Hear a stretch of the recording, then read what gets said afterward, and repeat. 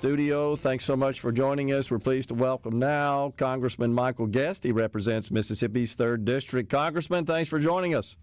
Gerard, good to talk to you again. Yes, sir. So it's finally here. The big election day is upon us.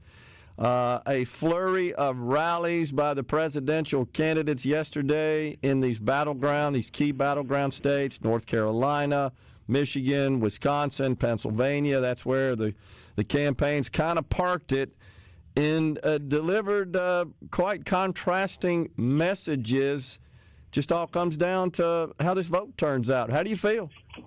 I think it's going to come out to voter turnout. I think that both candidates have done a good job of trying to rally their base. I feel like that probably the ultimate deciding factor in this election is going to be the state of Pennsylvania. I think you and I talked about that maybe Friday for a few minutes. Yeah. That seems to be the linchpin of all the swing states, that whoever is able to win Pennsylvania has a much easier path to victory. But, I like you, follow a lot of the polls, and the polling is all over the place. Some recent New York Times polling had Harris winning almost every swing state except Pennsylvania and Arizona. And then some polling came out last night from Atlas that had Trump up in all of the swing states. So I think right now, we can throw polling out the book because now we've got people actually going to the polls, but we'll see just how accurate that polling is. But do think that Pennsylvania for the presidency, I think that is going to be the linchpin, and we'll be wanting to watch the early returns as they come in Pennsylvania to see how President Trump is doing.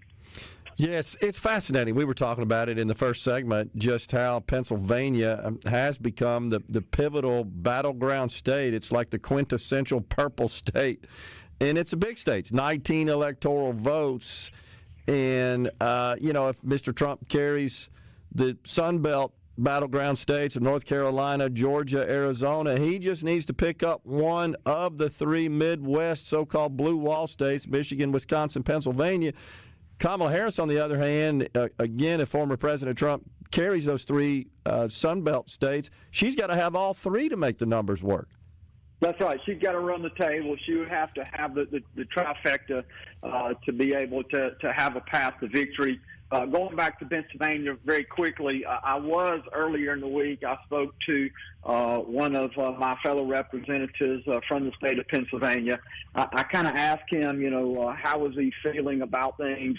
He said that he felt very good about Pennsylvania. He said he felt like that Trump was being underpolled and actually had more support. And so it's good to be able to hear from somebody there on the ground who is in the community, who's out traveling, seeing how people are responding to kind of give that positive feedback. But you're right. President Trump has a much easier path to victory, assuming that he's able to take the states that we believe, which are going to be Georgia, North Carolina, and Arizona. If those states swing in his favor, then she has to really run the table with that Midwest blue wall that you often hear. And I think and I hope that that's going to be a very difficult task for her. Yeah.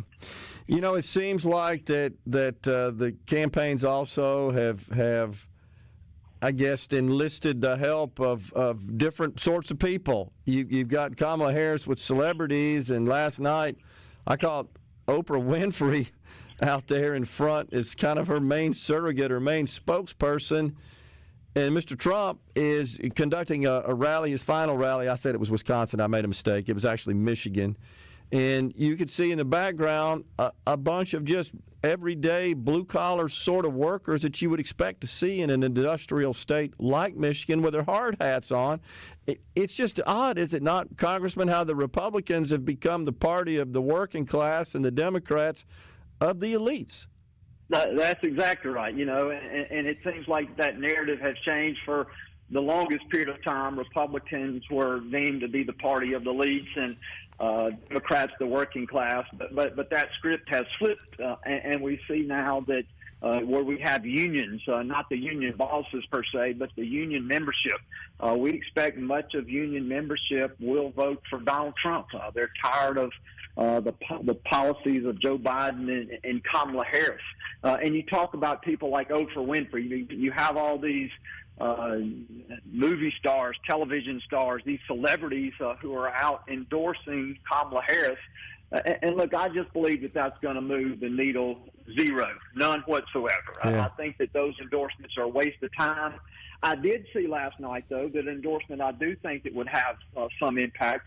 Joe Rogan actually endorsed Donald Trump, and so I think that is one of the few individuals out there that his endorsement may actually carry weight because he's so widely followed. So many people trust his opinion. And so I think someone, like you said, Oprah Winfrey, I think that moves the needle none whatsoever. But I do think in some of these very close states that the endorsements that the president picked up last night, that could conceivably be the difference that he needs to put him over the top. Yeah, it sure seems like it. I'm just a little perplexed at the Democrat strategy when you look at what voters are concerned about. I just don't think they want to hear the likes of Oprah Winfrey and Ricky Martin and Cardi B and these folks lecture them about who to vote for when they're worried about the cost of groceries, the price of gas, the wide open borders, and all the woke stuff going on. Well, and you're right. And, we've seen the Democrats, they've run away from those issues throughout the campaign. They don't want to talk about it. They don't want to address it.